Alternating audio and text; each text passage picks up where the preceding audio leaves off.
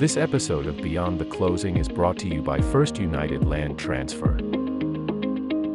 Hello everyone, George Lair here with First United Land Transfer and Beyond the Closing. Today, the very special Mr.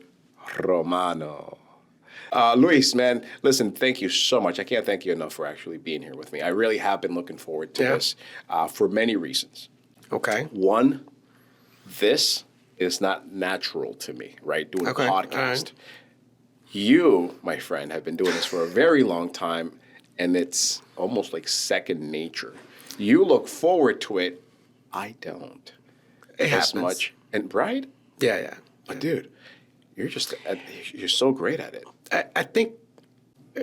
Thank you for having me. Let's start with that. Thank you for having me. My pleasure. And again, just like you said, I was looking forward to it. I love being in front of the mic, not necessarily too much on the camera, but in front of the mic. You've taught me that, by the way. You've that's one of helped the me. things I love.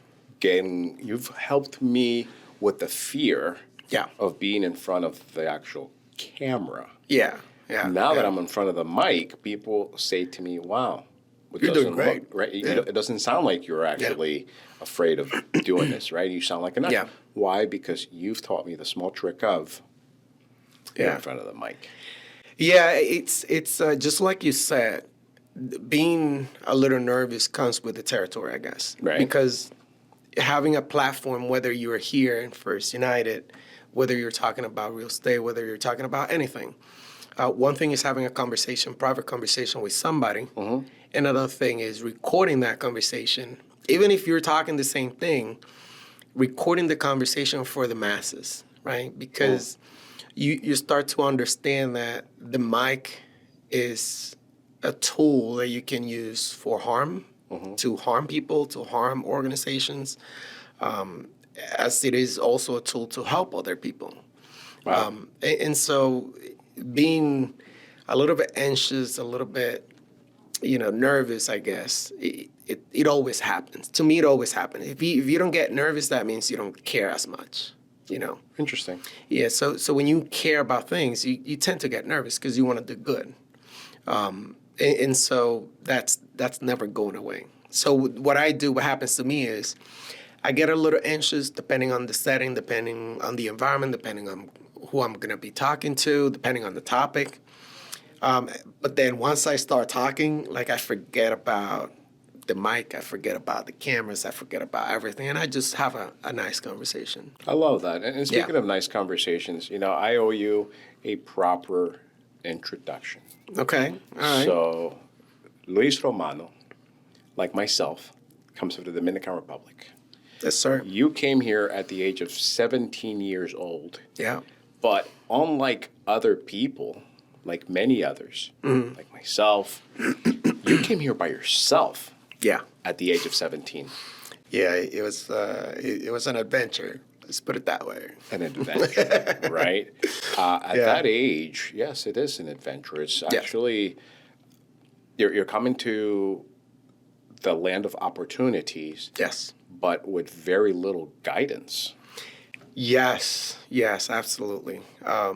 Just like you said, coming here was a personal decision. Right, a good one. For that. I mean, back then it was. I tend to say that nobody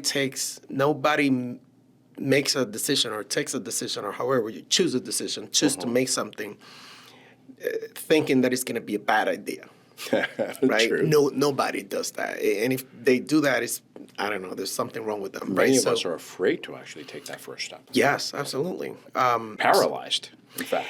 I don't know. I don't like the feeling of being paralyzed. Right. That's one of my problems. It's not a bad problem. Depends. Okay. Because it tends you to take you over the edge on things that I'm a risk taker. Okay. And so if you're a risk taker and you don't like to be paralyzed, sometimes you make bad decisions.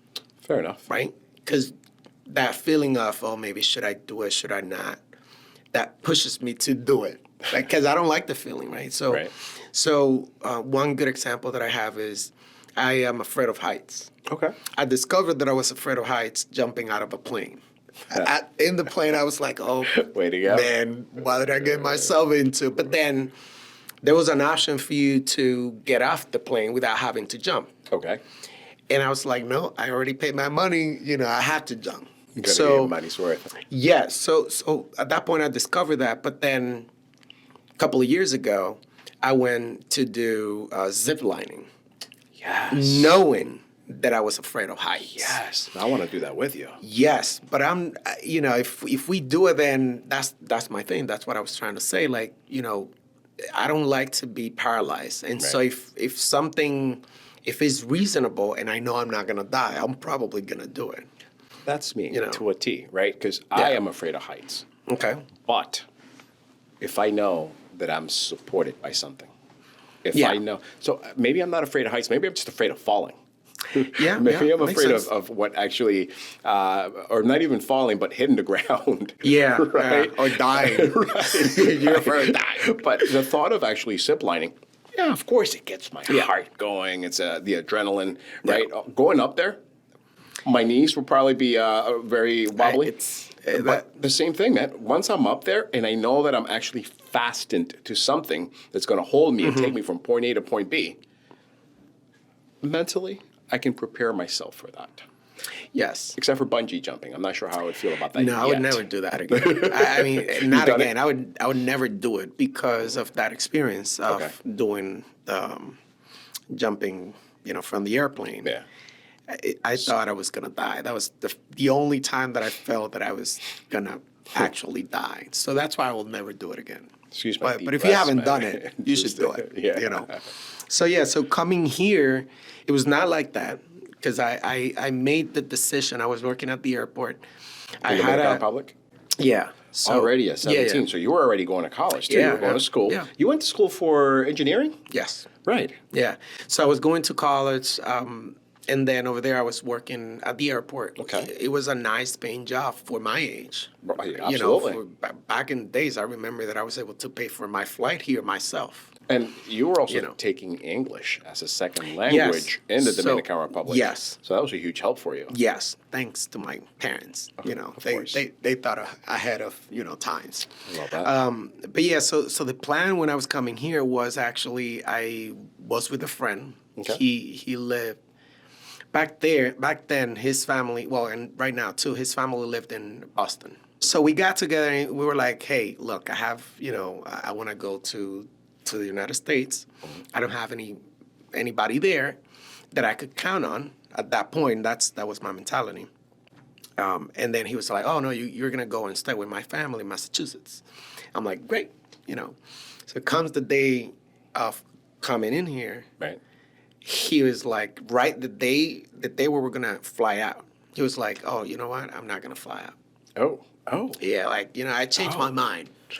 So I'm like, what? So I already paid for my ticket. Everything was organized. My bag was ready. Everything. I had said goodbye to everybody, and they was like, "No, I'm not coming." I'm like, "What do you mean you're not coming?" And so I'm like, you know what? I already paid for my ticket. I am going. Right. And so that ticket was a ticket to New York, Okay. to JFK, Right. was for Massachusetts with a stop at JFK. Okay. Right? And so I'm like, all right, so who do I have in New York that can, just take me in? And so I started calling people that I grew up with, but they were kind of part of the family, but they were not like really close, at least to me at that point. Right. And so I called them up and I'm like, what are you doing tomorrow morning? Oh, no, I have to work. Oh, you're going to pick me up at the airport. And that's how I kind of landed here to Washington Heights. I went to their house, Washington and then the rest Heights. of the story, yeah. So you never made it to Massachusetts. Boston. To as you Boston? say. No. No. Wow, man. No. So right to No. Washington. Whereabouts in Washington Heights? 192nd Street and St. Nicholas. I think we were neighbors. I think Right? so too, man. You were on 191st? 193rd. 93rd? Yeah. Oh, yeah, so probably like right by the high school. Right by Yeah. George Washington High School. Yeah, probably. We were neighbors at that Wow, point. man, look at us. Yeah, we're talking about, what, 20 years ago? Yeah, maybe? yeah, it's a lot longer for me. I was Yeah. 6 years old when I got here, when I actually landed at JFK, and Then I actually lived down, I think it was 132nd. Okay. So that's not even the Heights anymore. Yeah, yeah, yeah. That's more El Barrio, I think. Maybe. Yeah. Man, I can't think of the area. The one train had the overpass. Yeah. Over in Broadway that and area. 125th, Harlem. Harlem. Thank you. Spanish Harlem. Spanish Harlem. Yep. Yep. But then, I went back and forth to Dominican Republic several times, which I'm assuming at the age of 17, you must have gone back at some point for a little bit. No, so what happened was I came with a visa. Okay. Right. So I stayed with the visa, and then I couldn't back in. I couldn't go back to the yard. Okay. After I got married, I got my situation in order. Okay. I went back to the yard. Like I try to go at least every 2 years. Okay. Because I still have family down there. Beautiful. So, but then the rest of my family, my mom, dad, one of my brothers, they already live here. I only have one older brother. So I went Older back brother. and forth to my grandparents' house until okay, they nice. actually moved here. Moved over, Right. yeah. And, I would spend my summers in Dominican Republic. And then I lived in Washington Heights then at 193rd until I started middle school. And I went to Tressler Middle School locally. And, then my grandparents lived here. They lived with us in Allentown. And then they moved. Now they moved to Washington Heights again. Oh, wow. Right? So right near Wadsworth. Yeah. And then I would spend 193rd in Wadsworth? No, so they lived in 186 in Wadsworth. Okay, all right. So I would go and spend my summers there. Yeah. Right. So I still say that I'm from the Heights. Yeah, 212, right across the GW. Yeah, you have the right. You have the right to claim that. You can claim that. Wearing my Yankees hat. Yeah, you So, can claim even that. though I was originally a Mets fan originally. Okay, I used to like the Mets. Yeah. Not the Yankees so much. But Yeah. So now here you are. Yeah. You're going back and forth every 2 years. You have been here for Just several visiting. years. You did your college here. Yeah. So I went. I didn't finish college. Okay. I went here to take a few classes, but I realized that for what I wanted, education, like the path for traditional education, wasn't it for me. So I started doing certifications in technology, right? And then through those certifications, then I got a job in technology. And then once you get experience in technology, as long as you keep up with the certifications, you can make good money. So you were an IT guy for some time. Yeah. Well, now I'm still working in technology, just in the cybersecurity. Interesting. Tell me a little bit Besides- about that. I don't know much about cybersecurity. Not as much as I should, at least. I mean, what can I tell you? It's so broad. Yeah, Like, true. it's What do you focus on? You personally? networking, Okay. network security. Yeah. So I do sales engineering.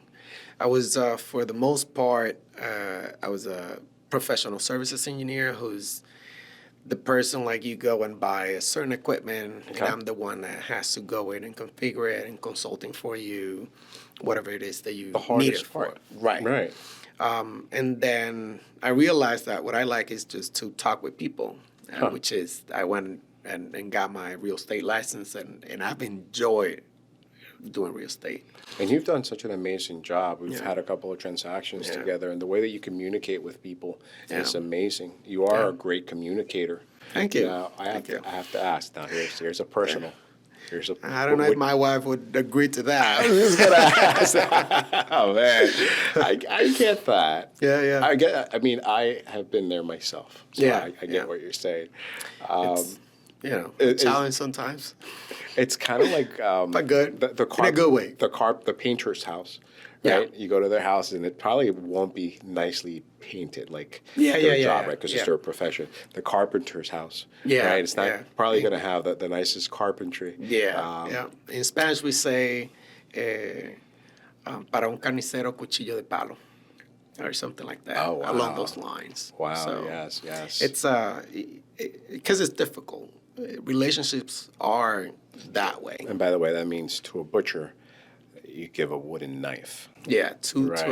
a butcher at home, you give him A wooden a knife. wooden knife. Yep. Right. So, because they're never going to do the same hard work. Yeah, that they do at work. They do at Yeah, work. yeah. Absolutely. I think I've learned, going back, kind of circling back to not letting fear stop me of doing certain things and sometimes making bad decisions.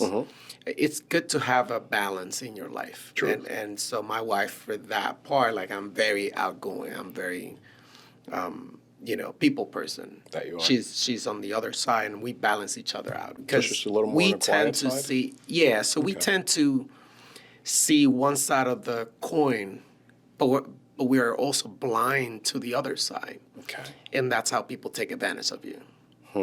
So your wife actually helps you see the other side. Yes. Yes. Do you think she's absolutely. more analytical? Or tell me about her personality, how Yeah. it actually enhances yours. Yeah. So I'm very very friendly. I try to please people a lot. Yeah. Right. So People pleaser, I I'm get very that. welcoming to people, and so especially in business, you sometimes have to put that aside and run your business.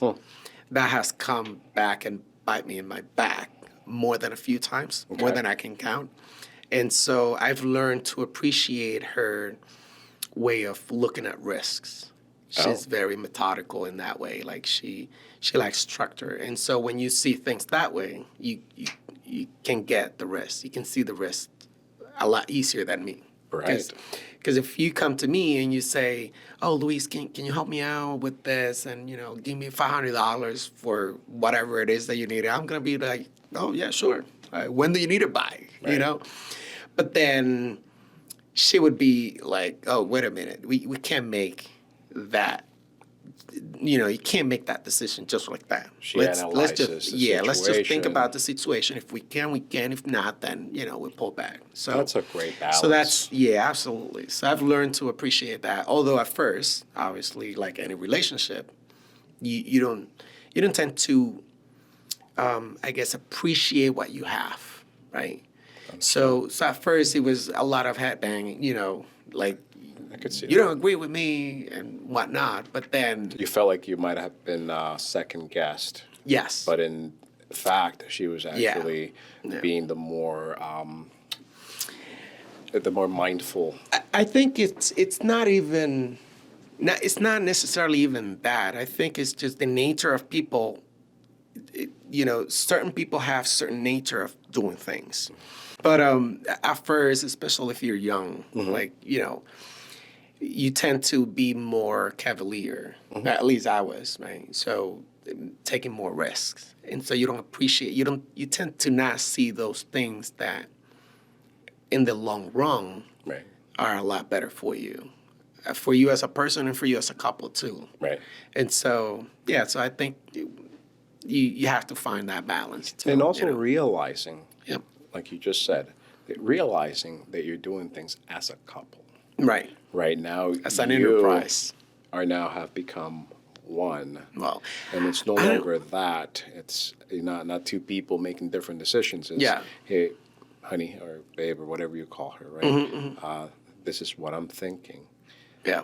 And then she'll tell you, hey, I think it's These are not my- that you become one, because here's the thing, right? Okay. So if you think about it that way, for your mind, becoming one is subjective.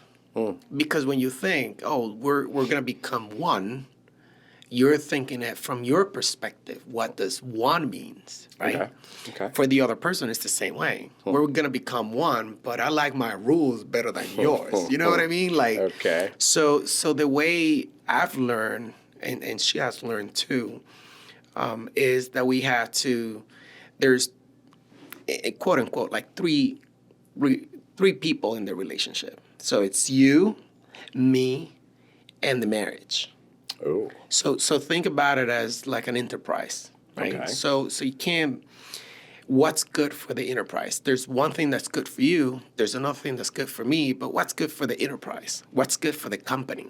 The company's the marriage, I should be taking notes. right? So it took a while, but and not, not to say that we haven't have problems course. because of the problems that we've had. is how I am able to tell you that. Whether that's right or wrong, I'm not sure. It has worked for me, Right. you know, thinking about it that way. And it has helped with whenever we have issues at home. Like, you know, try to realize that whether you have a problem with me and how to solve the problem for the company, right? Because at the end of the day, if you think, oh, I can't stand this person, there's not really that much that you can do to fix that relationship if you can't stand the person. So if you understand that, oh, okay, so there's this person that I chose to be with, it doesn't matter what problems you encounter as long as you think of the company. Let's work together to resolve the problem. You know, it's a lot better than becoming one. You're not always going to I think like so, one another as long as you Yeah. respect and Yeah. love one another. It's a Yeah. different thing, right? Yeah. But you're not always going to like each Yeah. other. For another episode of, you know, relationship advice. Truth. I get that. But let's go back to, Yep. I should be taking notes on what he just said, but how you helped me overcome some of my fears Yeah. about doing what we're doing. Yeah, right now, creating right? content, So yeah. we're actually going to put something special out for you. Yep. A little podcast about podcasts. Right? Yeah, this is a tiny podcast within the podcast. Yes. Oh, a podcast within the the podcast. podcast. Brought to you by Luis Yeah. Romano.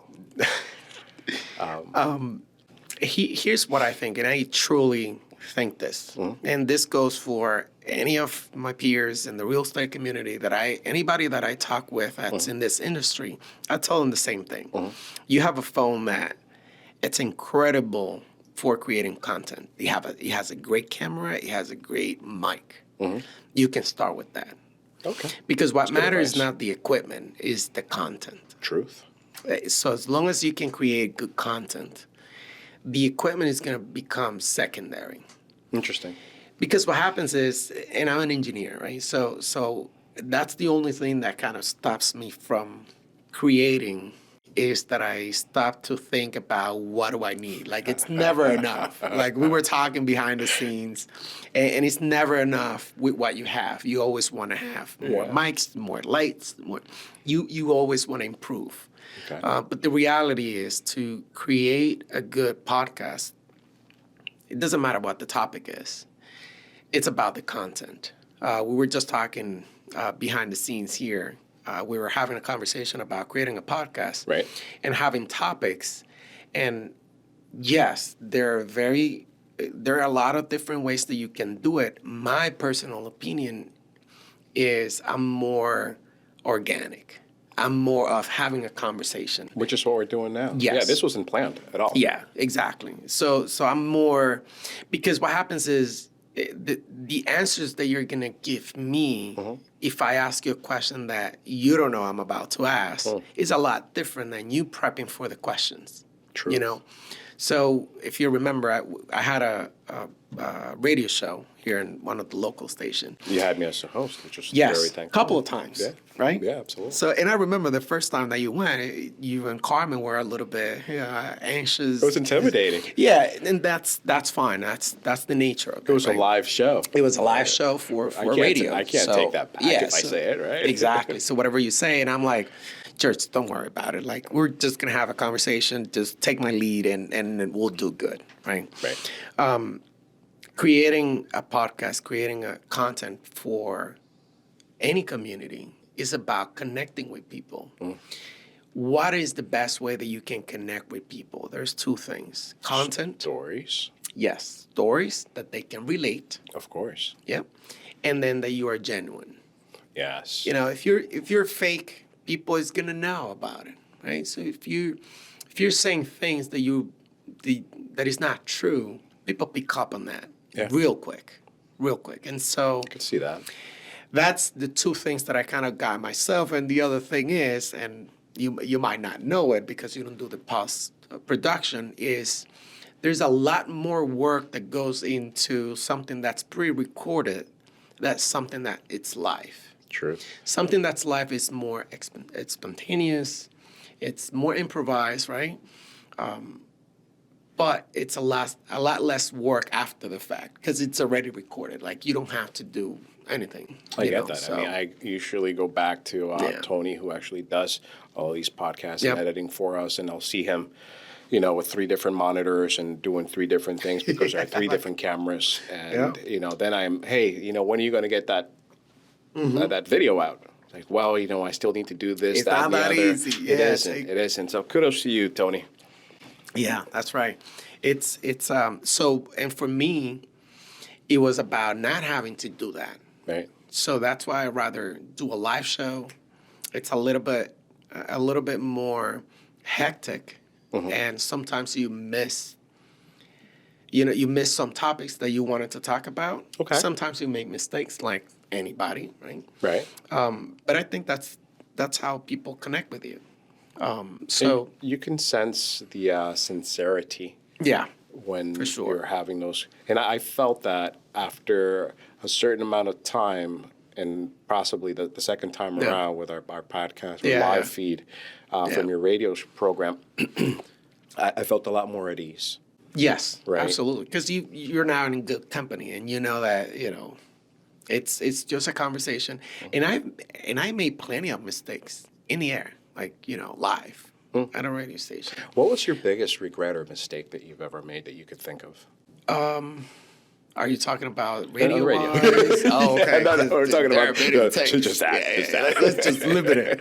At the radio station, I think because of the same thing, like I had a couple of people in my show that I really wanted to dig in more as far as questioning, because my platform, it was for self-developing. It was a lot of just pushing people to educate themselves, That's to a read. great podcast. So it was the name of it, as you remember, is En Camino del Éxito, which is I don't even know how to translate that properly. Your walk to your walk to higher success. Yes. Yeah, so something like that. Yes. So the platform that I had, I made it a point to not have any political sides. Smart. But part of educating people is having them come out and vote, right? Whether Especially they're in going our to community, vote. of course. Yeah, especially in our community. Right. I was a very good supporter of that. And so I had many political candidates at the show, Right. from one party or the other. Like, I didn't care. Right. I wanted to kind of put in like a buffet. Like, these are all the candidates. What I care is for you to go out and vote. Our Right. community needs to go out and vote. And so I had And a I'm sure couple that of, got really hot and heavy at some point. Yes. Yeah. And so I had a couple of candidates there that I wanted to have a little bit more, deeper conversations. Okay.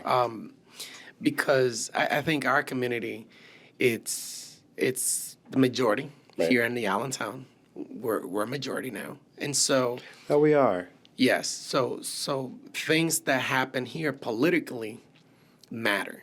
And I don't, quote unquote, I don't like politics. That is why. I like being behind politics, right? So, because I think politics, I'm coming from the Dominican Republic, as you know, politics over there is a lot different than here. Yeah. And so it has a very, very bad reputation. That's why politics and I like to be in the know. I like to push for things to change. But I don't like to be like mixed in the policy. And that's actually probably one of the smartest things, especially in your role as as a real estate agent in the Valley.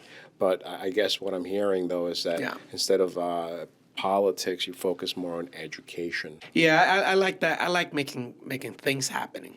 Making things happen for others more than me. And that also goes towards everything else in life. For example, marriage, right? The little advice that you were just sharing. It goes towards real estate, purchasing real estate. Yeah. What are you doing? You're educating people. Yeah. How, right? What they need, how to prepare. What happens if you don't qualify? How do we get there? Yeah. Right? So, and that's I think that was one of my motivators to get my for your real estate. podcast? Yeah, to get my real estate license. Was I was being asked many questions about real estate and investing. Right. Because we used to talk on the show a lot. Like that topic would come in a lot in the show. right. And then because I'm an investor myself, and so I used to kind of educate people in that sense. I'm like, if I'm going to be educating people, might as well just get paid for it. And so that's, when I started doing real estate. And so far, man, I love it. Good. Like being able to help people out to buy either their first investment, second investment, whatever that might be, or their first home, second home. That's, there's not many satisfactions, not many feelings I've had that are better than helping somebody buy their first house, I think. Truth. Yeah, especially, Truth. If they're Hispanic. Right. Because the struggle. You know the I've lived it.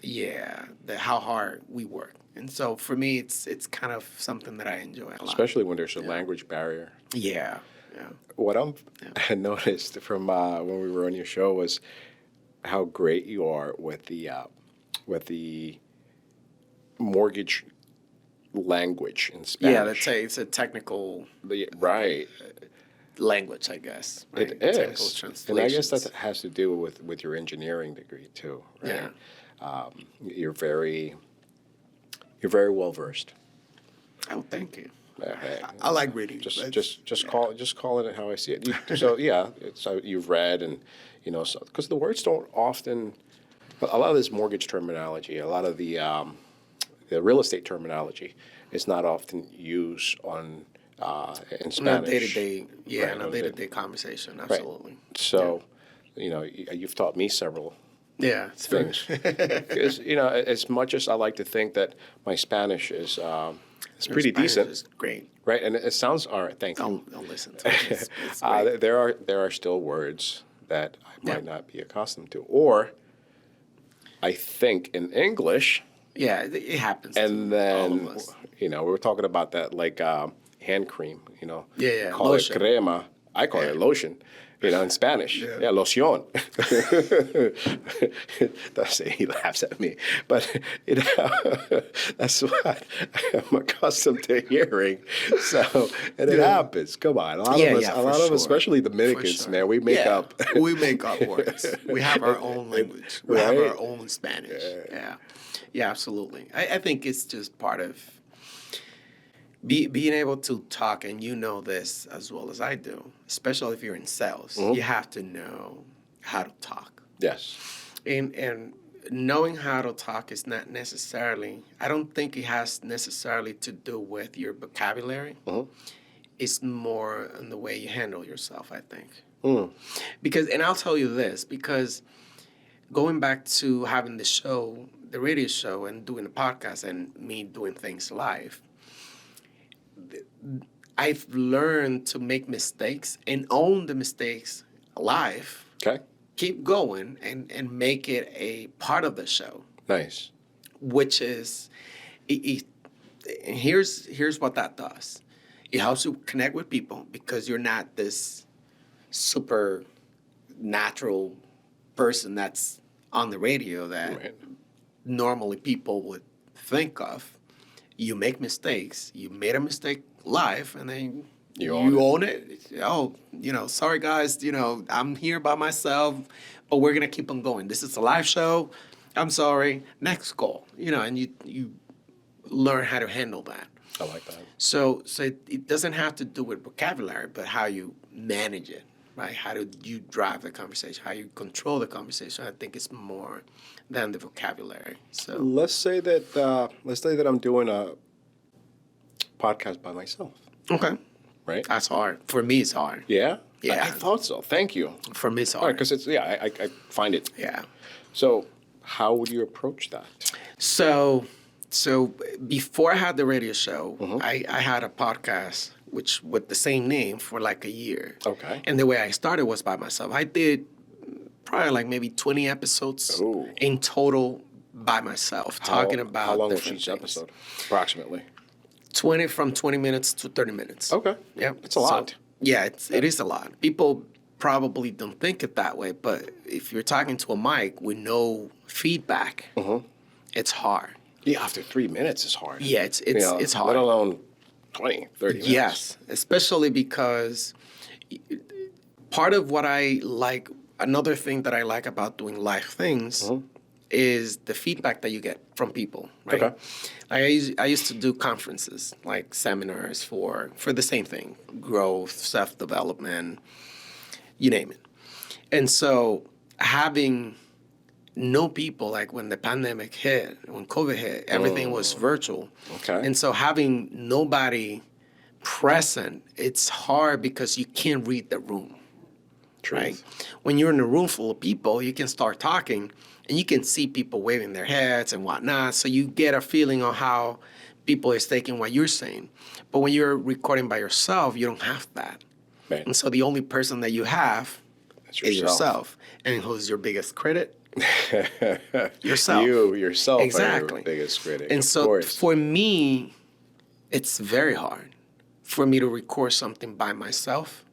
It's a lot harder than to have a conversation with somebody. It's a lot harder. Because I'm looking at myself and I'm like, I started recording a video and I have to do maybe 3, 4, 5 takes of the same thing just because I don't like the way it comes out. But then again, little by little, I've learned how to just, just leave it like that. And it is what it is, So it's harder for me. Before going into the Army, I had a martial art instructor. Yeah. He was also ended up being my recruiter. Oh, nice. Nice. His name was Chris Roehm, Roehm. Okay. And the one time we were training, and this was at his house. He was getting me ready for boot camp, what I needed to do, losing weight, because I was pretty overweight, but into martial arts. You said that, not me.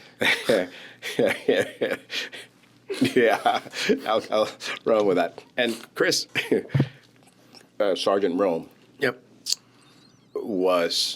he mentioned that to me once. He says, you know what? You, my friend, are your biggest critic. Yeah, absolutely. But that's a bad thing, but also a good thing. Yes, It's depending good on how you use it. Yeah, absolutely. Yeah. Because I was never completely satisfied with the outcome of my training, right? So I kept going and I kept trying harder. And when he would tell me to give up, is what I'd actually want to continue to do more, right? And I could see that in you. Yeah, it's good and bad. It's good because you don't do mediocre things, Right? Or you stay away from that, but it's bad because that slows your progress Truth. a lot. Okay, I see that. When you're looking for perfection, there's no such a thing as perfection. And so when you're looking and when you're such a big critic of yourself, you want to try to become the best product there is. And that's just that's an everyday process. You're never going to be the best version of yourself. You're only going to be better than what you were yesterday. And tomorrow you're going to be better than what you are today. You should continue to strive to do so. Right. And so when you think about whenever you're doing something, if you let that mentality slow you down, you're never going to make anything happen. And so I've had to learn just, better than perfect. So I'm not going to create content that's garbage. Right. But if there's one or two mistakes, then I'll just get it out, right? So that's the mentality that I've learned, that I've had to learn, because otherwise you don't do stuff. And I've learned through the process of teaching other people, educating them on how to do things. I've learned that 90% of people is the same way. People don't create content for social media because they think that they look silly, because they think that they don't look as good. But you know what? The person, we can be, let's put this example. You and I are 2 real estate agents. Okay. I record a video about X house, and you record the same video for the same house. And there are people that are going to watch my video and are not going to like the way I'm saying it, even though we're saying exactly the same thing. They're going to be connecting with you and not with me, and vice versa, right? So that's why this mentality of competition, I don't believe in, because people are going to connect with whoever they think they can relate. which is, connect with what you said, with stories. If you can't relate with with another human being, you're going to have a friend, and quote unquote, for life, because you're relatable to that person. So it's the same thing with podcasts, with creating content. You're going to be your biggest critic, but even then, realize that you're a human being and you're trying to connect with other human beings. Just do it the way they would do it, in a way, right? So try to be relatable. If you create perfection, nobody likes perfection. Not only that, but people cheer for you to fail. When you're too good, you're going to have a lot of people following you, but then you're going to be polarized and have a really good amount of people on the other side that they want to see you fail. And so, to me, it's just a matter of, you want to do it, just put out content. In terms of podcasts, creating social media videos, whatever it is, just put it out there and people will just consume it, So it doesn't have to do with whether it's going to come out perfect or not. Yes, you're still going to be a critic of yourself, but just think about putting the content out. And the rest, forget about the rest. It's going to work, That's the way I see it. That's the way I've learned to deal with being your worst or best critic. Right. Worst or best. It's up to the way you want to think about it. But here's what I've heard. And you didn't mention it, the word repetition. Yes. It's going to get you Yeah. to become a lot better Yeah. at doing things, just like anything else in life, right? Riding a bike. Yes, absolutely. You don't ride a bike one time and then become a professional stunt person, right? Yeah. So you don't do a podcast once and give up because you don't think that you've actually done your best job, or you don't feel that you... Yes. Like, I don't like the agree sound of my 100%. voice, right? Yeah. Whatever the outcome might be. Yeah. You have to continue to do it and see, like you mentioned, what other people To your are point, let actually- me tell you a little bit of a story just to connect with that, Please. so that people understand what George is saying, and I agree 100%. And it goes to what I was saying is just put out content and focus on the process. Right. Thank you. Right? The process is what's going to make you better, not what you're putting out. The process, the learning process, you're never going to be as good as you have in your head that you want to be. There's always the next step. But if you think about just the process and enjoy the process, eventually you're going to get there without realizing it. The funny story that I have for you is the first show that I had at the radio station. It was by myself. Was that recorded by chance? No, it was live, right? So I've never done anything with inside a radio station besides being a guest in a show, right? So I got the green light to have the show there, and many thanks to the people at Latina FM who gave me the opportunity, and I was there for a couple of years, and they were like, just do you. The only thing that you're gonna have to do is you're gonna have to do the master, the controls yourself. I've never had that experience ever in my life. Okay. And so what I did was, all right, so let me just get together with one of the DJs so they show me what are at least the basics. Okay. So next day comes. I've seen those controls, by the way. Very intimidating. Yeah, right? So I went there.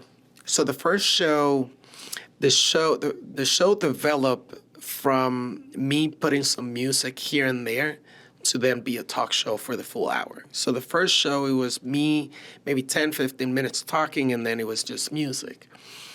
But I got so overwhelmed, George. Like, when I got out of that first show, that I thought it was a disaster, in my head, it was a disaster. When I got out, I didn't want to go in. Like, I went to my wife and I said, you know what? I'm not going to do this. Because I had cotton mouths. It was horrible. And so, I talked to my wife and I'm like, you know what? I'm not going to be doing this again because this was horrible. Like, I felt horrible. My anxiety through the roof. It was... And then she was like, but you did great. Like, I was listening to it, and you did great. And then I started thinking, again, you are your best or worst critic. So I was just criticizing myself based on what I was able to experience within, my space there, doing the controls and doing the mic. Right. But the person listening on the other side, they weren't looking at that. They were just listening. Right. And so for the person listening, it was a whole different experience. It was a good show, right? course. Because they didn't see me struggling, right? Because I didn't know what to do. They didn't see me struggling. And so the show came out really nice. And so I'm like, you know what? You're right. People don't know my struggle when I'm producing. Right. And then that's real life. People see you here, George, and see me, and we're talking about different situations where we have had success somewhere or the other, and people would think, oh, that's he had it easy, but they didn't see the struggle. No, for right? sure. And so many people think, especially now with social media, many people think that they see you online and they think that it's easy for you to get wherever it is that you are. I'm not saying that for you to get rich or anything like that. For whatever you see on the online, it's not doesn't necessarily show the whole process, the whole, struggling side of it. You just see the good things. Right. You just see the highlights, know? And so that's the part where I love what you said about the process. You have to trust the process, just like, the team, Philadelphia was the one that said that. They trust the process. You have to trust the process and just follow it. If that's something that you like, just keep on doing it, and you're gonna get better without you noticing it. And I'm not saying I'm good. Like, I still, and we were talking outside, behind the scenes. Right. That I don't see, whenever I record, I don't see I don't like doing editing because I don't like to see myself. Okay.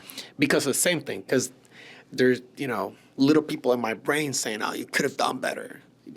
And so I try to avoid doing editing, and I just push it out, because if I see what I recorded, I'm not going to be 100% satisfied with it. Interesting. So I just have to trust the process, trust that you did it right, and then just push it out. That's, unfortunately, the way I have to do it. It's kind of like when you jumped out of that airplane. Exactly. You're Right. already there. You already recorded it. Just push it out. As long as, you're not recording yourself saying bad things. Never. Yeah.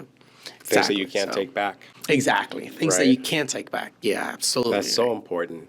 It's just to be mindful of not just what you're saying, but the other people who are receiving it. Yeah. Right? So it's not received Yeah. incorrectly, because Yeah. a lot of things these days could actually be received the wrong way. Yeah. So, it's This is a very important to- powerful tool. I learned that on the radio station. Yes. Yeah. Yes. So you have to be mindful. And you know what? There are some people that say, I used to say it, that people in the entertainment industry are not responsible to educate your kids or your family. There's a good amount of truth to that. However, once you're behind a mic, if you say something that can actually change people's life for the good, for the better, or for worse, is your responsibility, right? So if I stand here and I start promoting something that people start calling me or start imitating, I'm responsible for that, right? So that's why this is, you have to respect the mic. That's the way I see it. You have to respect it, in a way. With great powers. Comes great responsibility. Exactly. There you go. Spider-Man, right? Spider-Man. There you go. Yeah. Spider-Man, so. Great. So Great movie. that's my, I'm sure we can, spend a day talking about podcasts and stuff like that. But circling back to the first question, Okay. which was, what do you need to start? Don't think about that. Just start it. Because what happens is, if you start with your phone, which has good quality and has good sound, and people like what you have to say, then at that point you can say, oh, you know what? People is paying attention, right? So there's a ton of platforms out there that's going to allow you to put out content for free. TikTok, Instagram, you name it. If they pick up to what you have to say, then I would say, I can buy some equipment. I can buy a nice camera. I can buy a good mic. It's expensive, I'm sure. After a It while. gets expensive. It's an expensive hobby to have, Of course. especially if you listen to good sound. It's really hard to go back to regular sound. It's really hard. Like you can pick it up like that. And you're absolutely right. It makes such a huge difference. Yeah. The sounds. I would say, once you have the money, right? You started your podcast. People is liking what you have to say. If you have the money, I would say buy mic first, like microphones and good audio before cameras. Yeah, because if you think about it right now, not everybody, but a lot of people consume a lot of podcasts in the car, right? But driving or they have to get on a train or a we're bus. on Spotify, right? For that same reason. Absolutely. They will change the station, let's put it that way, as soon as they have a bad experience with audio. It's not like video. In video, if you have a bad image, but you have good content, you can leave it. Like, because you're not really interested in what you have to see, but what they're saying. But in audio, like if you're listening to something and the sound is bad, it doesn't matter the quality of the content. The people is just gonna change it because they are having a bad experience when listening to it. So I've learned to pay attention to that. That's so important. Yeah. Hey, let me ask you, when are you planning on actually relaunching your podcast? I don't know. Come on. Well, the thing is... And would you do it as a live show or as a recording? That's my biggest thing. Okay. Right? So we closed down my studio where we had our studio. There was a couple of shows running out of that studio. We closed it out because, it was a really big space that I didn't have the need for the entirety of it. Right. So I moved everything home. Oh. And so, I'm definitely going to start recording content for real estate. I don't know if I'm going to pick up again to the podcast. Because the thing with podcasts is I started putting my time where it's valuable. Okay. Right? So if, for example, and probably you have already experienced that with this podcast. Okay. When you invite people to your podcast that you think are going to be adding value. Thank you. Thank you. Some people are going to turn you away without realizing what they're missing. Right? Ooh. Yes. Right. Yeah, right? And so, but you know what they're missing. And so having a good heart, you're like, why is this guy not, coming into my show, right? So that's one. And the second thing is at the end of the day, you're creating content for other people. If you create content and after 4 years, at the 4-year mark, that's when I stopped doing the show at the radio station. I started looking for sponsors, right? So, and it was not even because I needed it economically myself. I just wanted to make a point. If people value what you have to say, a comment to your video doesn't cost anything. Truth. Right? A like to your video doesn't cost anything. A share to your video does not cost them anything. But it helps you to grow. And so what I realized is that not everybody deserves your time. It's a kind of selfish thing to say, but unfortunately that is true. And so I've dedicated my time now to my family first, right? Which I took a lot of time away from them, right? It's a good lesson, by the way. So I'm dedicating time for them, and then to my work, and then to the people that appreciate what I have to say, like you. There's not that many people that I can go in and sit and, talk, right? Because I get to pick them now. And so I don't know if I'm going to do the show again. But the videos are there, the majority of them. In the YouTube, you look up for Luis Romano, and they're going to show up. I have videos of real estate, and then if you look older videos, Are they in you're English gonna or in thrive. Spanish or both? The majority are in Spanish. Very nice. Yeah, the majority. I don't know. I like creating content in Spanish. Well, you're great at it. You really are. You're a natural. I mean, just listening to you, it inspires me. It really does. And you have a great voice. Thank you. You know, you have a voice You of a should have radio been there when person. I started, man. That's great support. Listen, it's never too late to do it again. Yeah, that's true Right. too, and it's so tempting. Like, you know, when you told me about the podcast, I was like, you saw me, like my eyes lit up, like yes, I'm gonna be again, you know, in front of the mic, and I've been burned many times by many people here in the city. How so? In projects, like doing projects, this type of Right. projects, right? Content. And so I've learned not dedicate time to people that are going to waste my time. Because at the end of the day, that's the only thing that you can't get back is time. True. And so, True. it's, I've learned to say no. Man, you're people. touching on all these great things. Yeah, You I know, learned to say no because not everybody deserves a yes. A no is a decision that you make. Yeah. You know, a lot of times, Yeah. as people pleasers, Yeah. like myself, Yeah. We you have know, that it's problem. tough to actually say no, Yes. right? And yes. sometimes we overextend ourselves, and sometimes we overpromise, and it's not a good thing Yeah. when you're trying to actually put your family first. Exactly. And so what happens is just to connect to that is when you say yes to somebody, you're saying no to something else, Truth, right? So if I say yes to you, I'm saying no to maybe dedicate time to my family. You know, maybe we're just not doing anything at home, but still, that's time that I could be doing anything with my family, you know? Right. And so I learned that concept. Anytime you say yes to something, you're also saying no to something else, and vice versa. Piggybacking on that, when I first asked you to do this, your kids were still in school. Yes. And the first thing you said to me was, Yep. my kids are still in school. And then I have Yeah. a vacation coming up where I'm going to go back to the motherland. Yep. And And after that, we can definitely do it. right. Yeah. So you Priorities. really, yes, Yeah. yes, and So- you put your family Yes. first. Yes.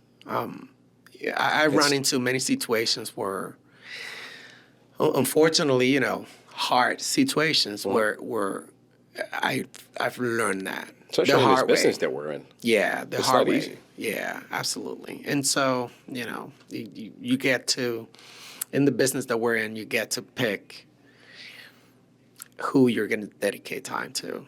So, and that's a good thing when you have really good people around you that you can dedicate time to. That means that you've picked them well, you know. So, Well, I am honored and very appreciative of the time that you've actually dedicated. I'm honored to for be this, here. I'm honored. You know, I know it's, again, Yeah. past 3:00, where you scheduled time for for this, and I'm not that I'm putting time on when we're doing this, right? Because this could be watched at any time, but you scheduled it, even though it's no longer school time.